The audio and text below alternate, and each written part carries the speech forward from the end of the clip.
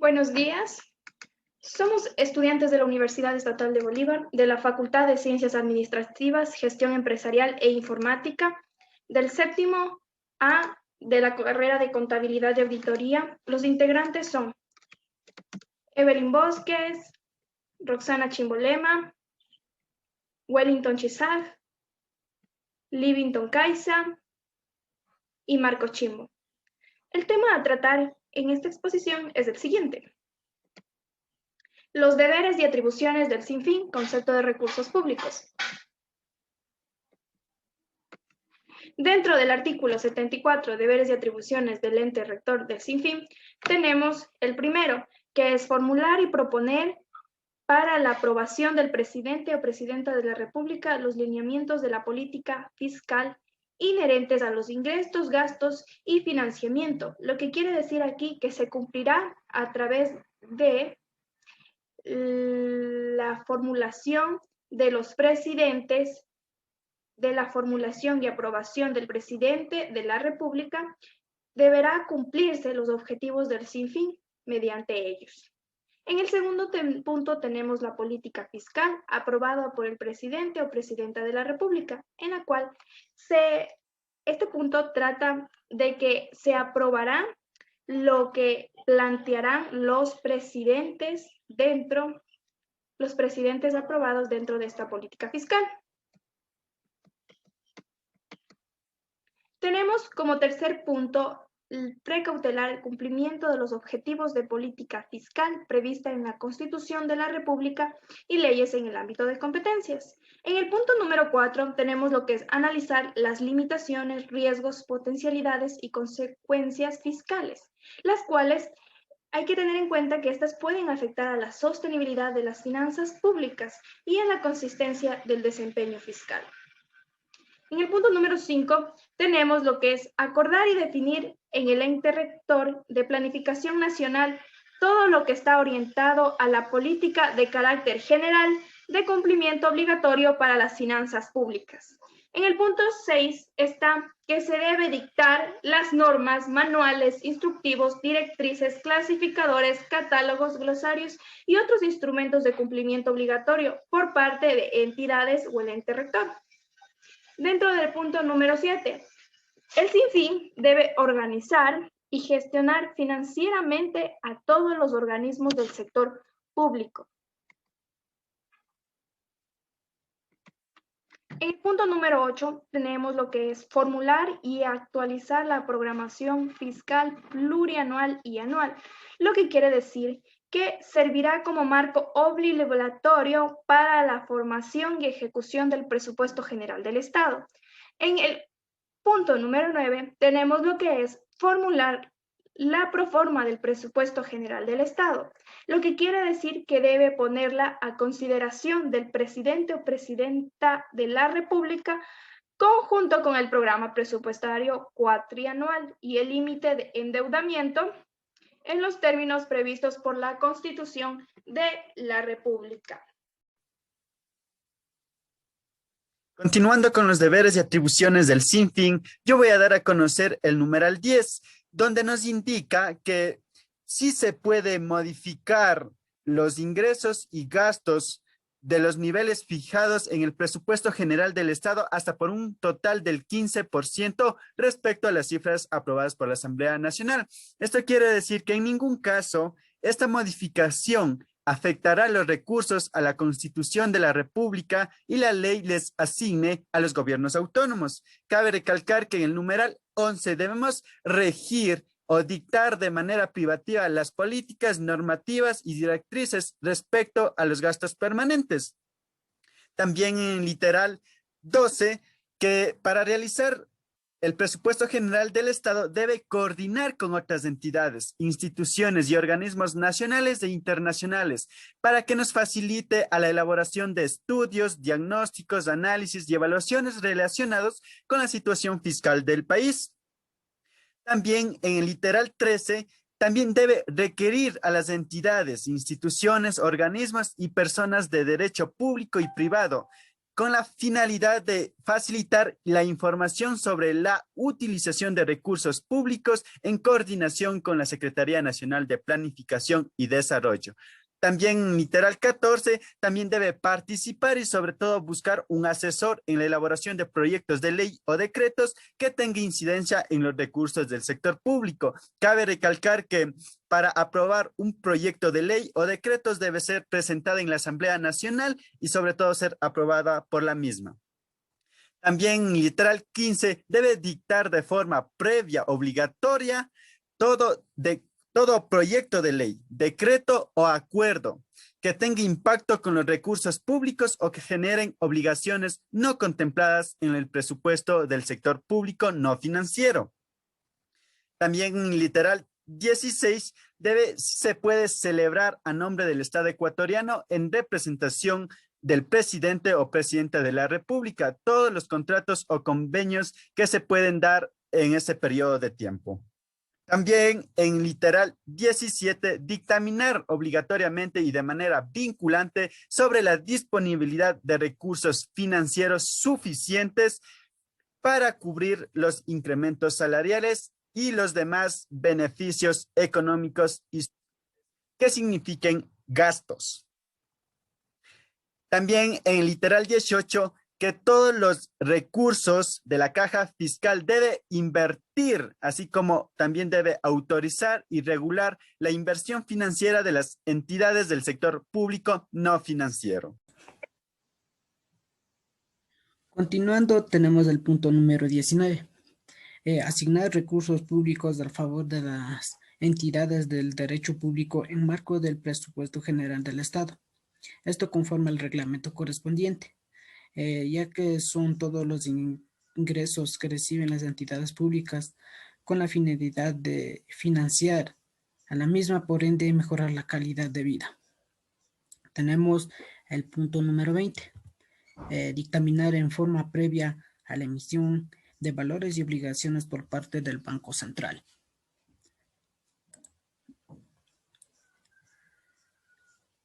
Esto hace referencia a que debemos conocer los valores como las obligaciones del Banco Central para un mejor funcionamiento y desarrollo de sus funciones. Tenemos del literal número 21, que nos dice asesorar a las entidades y organismos del sector público en materia relacionadas con el sinfín.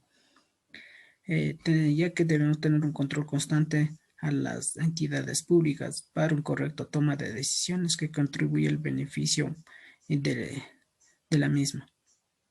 Tenemos el punto número 22, que es utilizar instrumentos financieros del mercado de valores nacionales o internacional a fin de optimizar la gestión financiera del Estado. Nos dice es fundamental utilizar instrumentos como la tecnología financiera para tener un control de los ingresos y egresos, por ende optimizar los recursos de la misma. Tenemos el punto número 23, que es determinar los mecanismos de financiamiento público. Esto hace mención a que son aquellos que permiten a una empresa contar con los recursos financieros necesarios para el cumplimiento de sus objetivos, como es de creación, de desarrollo, posicionamiento y consolidación empresarial. Tenemos el punto número 24, que son normar los procesos de negociación y contratación de operaciones de endeudamiento público, ya que es muy importante y está sujeta a las normas, por ende acorda líneas de conducta buscando ventajas individuales y colectivas, procurando la obtención de resultados que sirvan a sus intereses mutuos. Tenemos el punto número 25, que nos dice realizar las negociaciones y contratación de operaciones de endeudamiento público del presupuesto general del Estado. Esto designando a los negociadores, manteniendo la debida coordinación con las entidades del Estado, cuyo cargo está a la ejecución de los proyectos o programas financieros con deuda pública. Esto con la finalidad de seguir con el crecimiento económico del Estado. Tenemos el punto número 26, es la participar a nombre del Estado en procesos de negociación de cooperación internacional no responsable originada en el canje o conversión de deuda pública por proyectos de interés público que se acuerda con el acreedor, la misma que ayuda a la obtención de los ingresos que beneficia al Estado, por ende a la sociedad. Tenemos el punto número 27, que nos dice que aprobar o rechazar las garantías de la República del Ecuador para endeudamientos de las entidades y organismos del sector público. En las cuales tenemos efectuar el seguimiento y evaluación de la gestión fiscal del Estado. Nos dice que con el fin de cumplir con los deberes y responsabilidades de planificación. También nos dice que son participar en las comisiones de costeo de recursos para la transferencia de competencias a los gobiernos autónomos descentralizados. Nos hace entender que participa en la elaboración de proyectos o costeos de recursos públicos. También tenemos preparar y elaborar estadísticas fiscales y consolidar la información presupuestaria, contable, financiera y de deuda pública de las entidades sujetas a este código. También tenemos de elaborar y mantener actualizados los registros de los entes financieros públicos y registros de los responsables de la gestión financiera. Por otra parte, tenemos armonizar y homogeneizar y consolidar la contabilidad del sector público. Nos dice que estas entidades efectuarán la integración y consolidación de los estados financieros.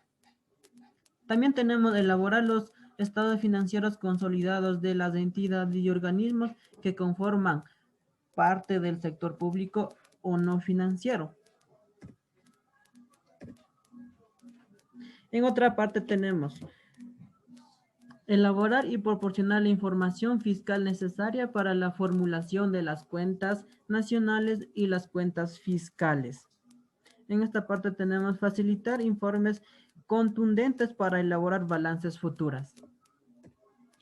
A continuación tenemos custodiar las acciones o títulos valores que se generen en la gestión pública sin perjuicio de las atribuciones legales de las otras entidades del sector público. También tenemos realizar las transferencias y pagos de las obligaciones solicitadas por las entidades y organismos del sector público contraídas sobre la base de la programación y la disponibilidad de caja. Nos hace entender que debe tener proyección de análisis para una adecuada de pagos a todas las entidades del país. Para finalizar, tenemos las demás que le fueren asignadas por ley o por actos administrativos de la función ejecutiva. Todo esto es gestionado conjuntamente a los objetivos y principios de finanzas públicas. Vamos a hablar acerca de los recursos públicos según la Ley Orgánica de la Contraloría General del Estado. Según el artículo 3, nos menciona que para efecto de esta ley se entenderán por recursos públicos todos aquellos conocidos como bienes, fondos, títulos, acciones, participaciones, activos, rentas, utilidades, excedentes, subvenciones y todos los derechos que pertenecen al Estado y a sus instituciones, sea cual fuese la fuente de la que proceden, inclusive los provenientes de, como se menciona, préstamos y donaciones y entregas que cualquier otro título se realice a favor del Estado o de sus instituciones aledañas, como pueden ser personas naturales o jurídicas u organismos nacionales o internacionales.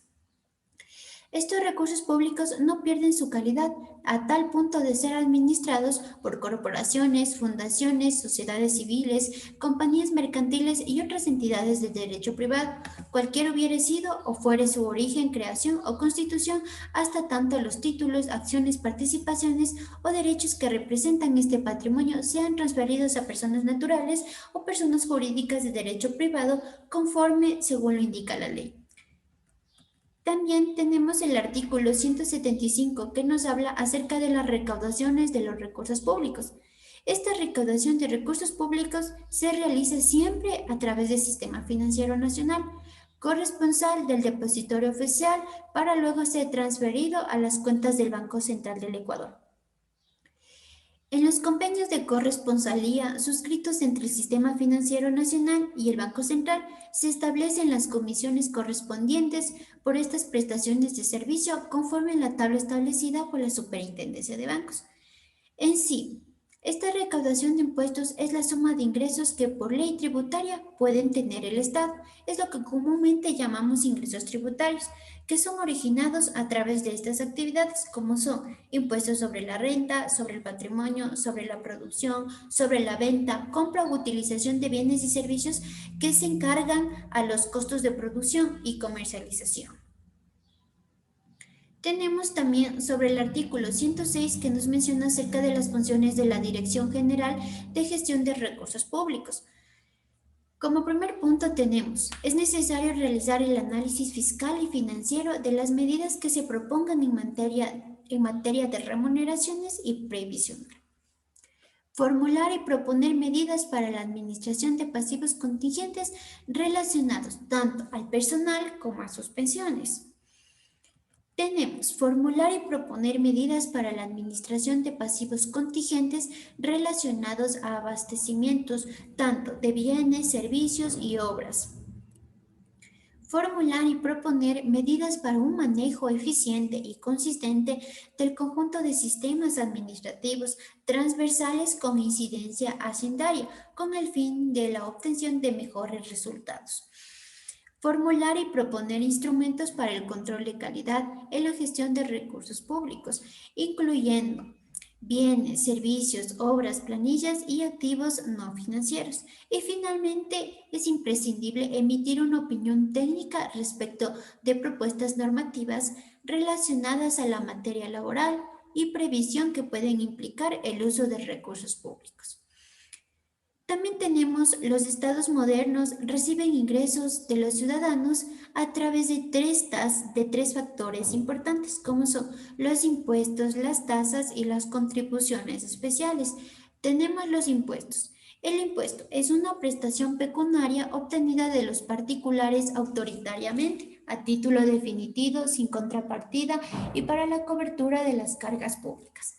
Como segundo punto, las tasas. Las tasas es el ingreso monetario que se recibe por el Estado o un ente público en pago de un servicio público especial y divisible que beneficie directamente a quien lo paga. Al mismo tiempo, eso también beneficia a la sociedad en general. Las contribuciones especiales se conocen como tributos, cuyo hecho imponible consiste en la obtención de un beneficio o de un aumento de valor de los bienes de los particulares como consecuencia de la realización de obras públicas o de la ampliación de servicios públicos. Muchas gracias.